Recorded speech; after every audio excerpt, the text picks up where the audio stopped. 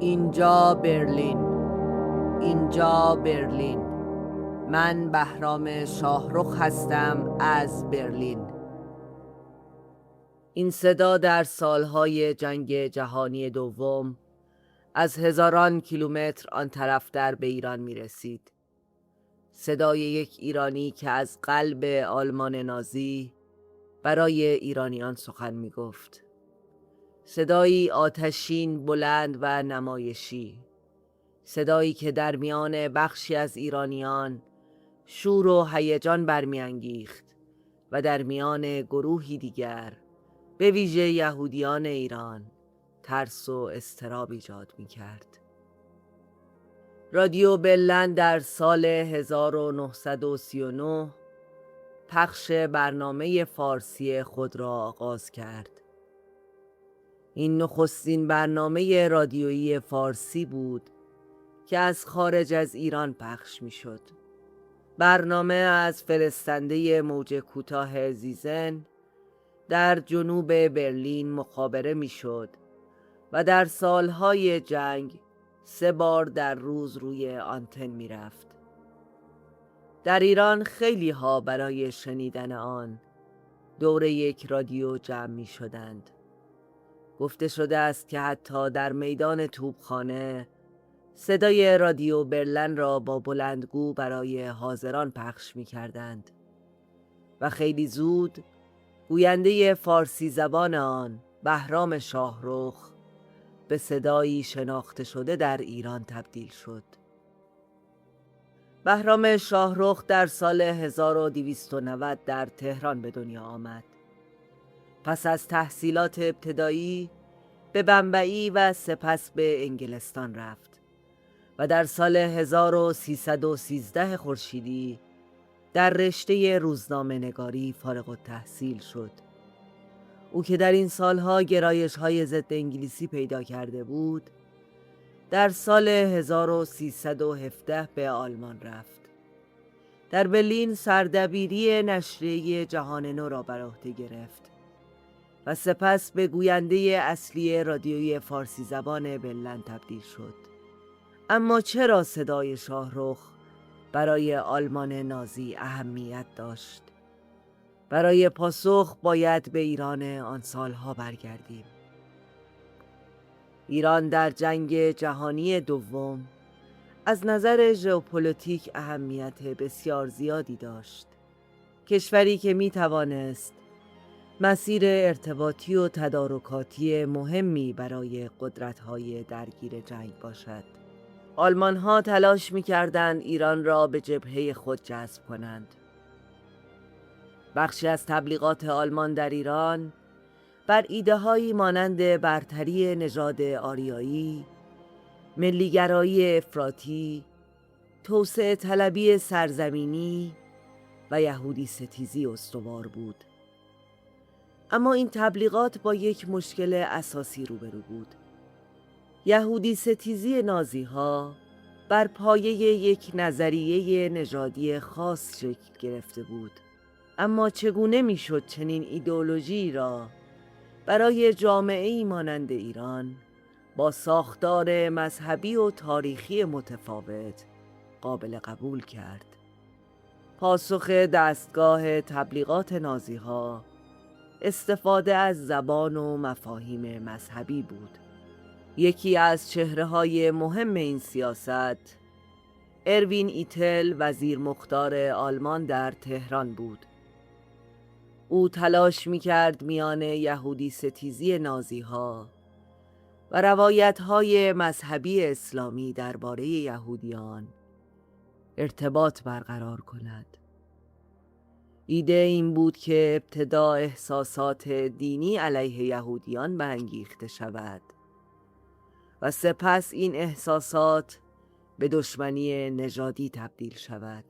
ایتل در پیشنهادی برای وزارت تبلیغات آلمان نوشت: راهبرد این روند میتواند تأکید بر مبارزه پیامبر اسلام با یهودیان در دوران قدیم و مبارزه پیشوا با آنان در دوران جدید باشد. این گونه میتوان یک تبلیغات ضد یهودی مؤثر در میان مردم شیعه ایران به راه انداخت. هدف روشن بود: ساختن یک تبلیغات ضد یهودی که بتواند برای مخاطب ایرانی قابل فهم و اثرگذار باشد. و اینجا رادیو بلن اهمیت پیدا می کرد، چون این پیام دیگر از زبان یک مقام خارجی به گوش ایرانیان نمی رسید. صدای یک ایرانی بود، صدایی که به زبان مشترک ایرانیان سخن می گفت. پژوهش‌های جدید درباره رادیوی فارسی زبان بلن برنامه‌های آن را ترکیبی از تبلیغات نژاد پرستانه، یهودی ستیزانه و ضد امپریالیستی توصیف کردند. در این برنامه‌ها برتری نژاد آریایی تبلیغ می‌شد و یهودیان با صفاتی مانند پولپرست، طماع و خودخواه توصیف و به عنوان یک نیروی پنهان عامل بدبختی بشر و منشأ توطئه معرفی می شدند. بسیاری از ایده های یهودی ستیزانه از طریق بهرام شاهرخ صورتبندی و وارد فضای عمومی ایران شد. معرفی پروتکل های جعلی دانشوران صهیون به عنوان اسنادی لو رفته از تلاش یهودیان برای کنترل ملت‌ها و حکومت بر جهان، تاریخی جلوه دادن داستان پوریم و کشتار ایرانیان، تأکید بر تلاش یهودیان برای تسلط بر سرزمین‌های میان نیل تا فرات و همدان، نفوذ آنان در میان روحانیان برای مقابله با اسلام و نفوذ در میان مقامات حکومت برای فقیر کردن جامعه مسلمان. این ادعاها بارها تکرار می شدند با این هدف که یک تصویر خاص از یهودی در ذهن مخاطب ساخته شود. یهودی به عنوان یک دشمن پنهان. اما تبلیغات فقط در امواج رادیو باقی نماند. خاطراتی که بعدها ایرانیان از جمله یهودیان ایران ثبت کردند نشان می‌دهند که این برنامه‌ها چگونه بر فضای روانی جامعه اثر می‌گذاشتند. دیوید آلیانس در خاطراتش می‌نویسد: یکی از چند رادیوی شهر متعلق به یکی از عمه‌های من بود. یک جعبه حجیم با چند صفحه موج و ما گاهی دور آن جمع می‌شدیم و با وحشت اخبار جنگ و پیشروی‌های ظاهراً بی‌وقفه ارتش آلمان را می‌شنیدیم. هاخام یدیدیا شوفت نیز از فضای آن روزها چنین یاد می‌کند: ما اسرائیل‌ها دیگر جان و توان زندگی برایمان باقی نمانده بود. روح نداشتیم. شبانه روز گریه و زاری می‌کردیم. نمی‌دانستیم در برابر این فاجعه چه باید کرد. آن خدا نشناس هم هر شب از رادیو آلمان به فارسی حرف می‌زد.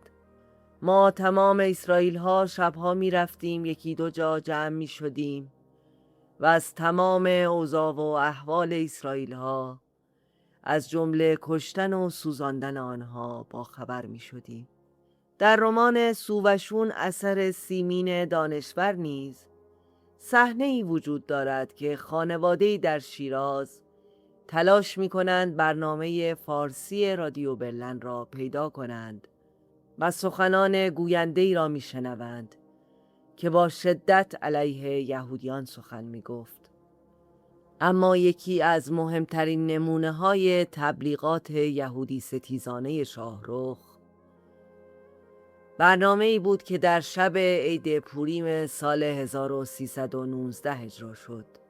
او در این برنامه درباره برتری نژاد ایرانی آریایی و پست بودن نژاد یهودیان سخن گفت. او داستان استر و مردخای و ماجرای پوریم را در کتاب مقدس به شکلی نژادی تفسیر کرد. گویی حمله ای از سوی یک نژاد پست به نژادی برتر صورت گرفته و باید پاسخ داده شود. پیامی که می توانست پیامدهای خطرناکی داشته باشد. به نظر می رسد این تبلیغات نتوانست آن موج گسترده‌ای را که احتمالاً شاهرخ و حامیان آلمانیش انتظار داشتند ایجاد کند. اما بی اثر هم نبود. پروین دختری یهودی که در آن زمان 17 سال داشت، بعدها روایت کرد که پس از آن برنامه عده‌ای پدرش را در داروخانه تهدید کردند و گفتند که به زودی یهودیان تقاص پس خواهند داد.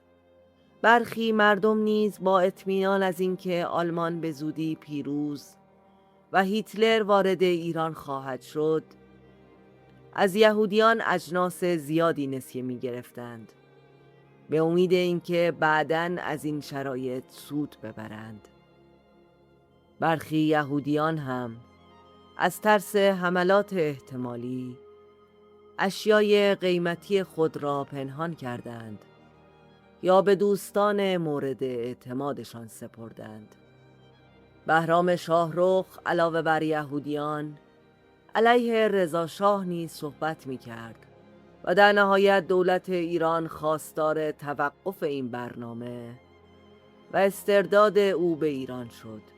آلمان نپذیرفت، اما او را به مرخصی فرستادند و بدین ترتیب این برنامه ها از چند ماه پیش از حمله متفقین به ایران با اسماعیل کوشان به عنوان گوینده به کار خود ادامه داد.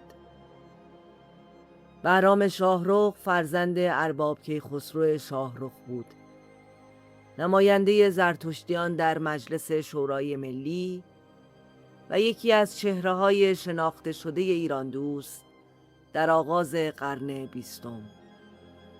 ارباب کیخسرو در یادداشت‌هایش در سال 1318 درباره این پسرش نوشته بود: پسر سوم شاه بهرام به خانواده علاقمند است، ولی مزاج ثابتی ندارد و به صداقت رفتار نمی کند.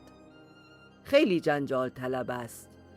خداش حفظ و هدایت کند.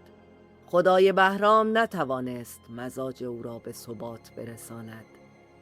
او در جوانی گرایش‌های ضد انگلیسی داشت و به هواداری از آلمان نازی رسید. پس از شکست آلمان به ایران بازگشت و با حمایت بریتانیا به ریاست اداره تبلیغات در ایران رسید. در سالهای بعد مواضع سیاسی او بارها تغییر کرد. از نوشتن علیه جبهه ملی و نزدیک شدن به مصدق و حسین فاطمی تا حمایت از شاه در وقایع 28 مرداد و سپس گرایش به اسلام و نزدیکی به فدایان اسلام در دهه 40. او در 1353 درگذشت.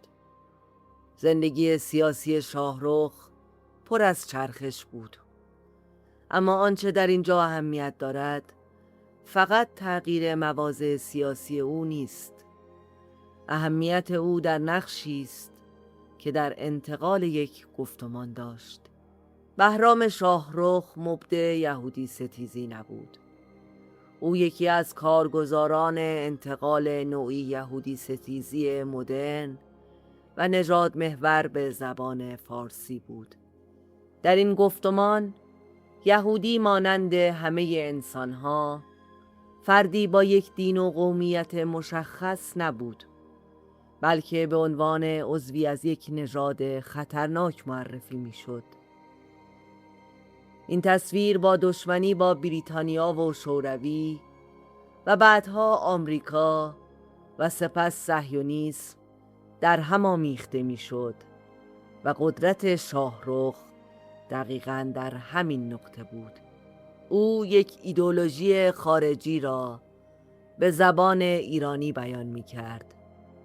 از برلین صحبت می کرد، اما برای ایرانیان. از جنگ می گفت، اما همزمان تصویری از جامعه و سیاست می ساخت. تصویری که در آن یهودیان به عنوان یک دشمن پنهان و خطرناک معرفی می شدند. صدای شاهرخ امروز تقریباً از خاطره ها محو شده است.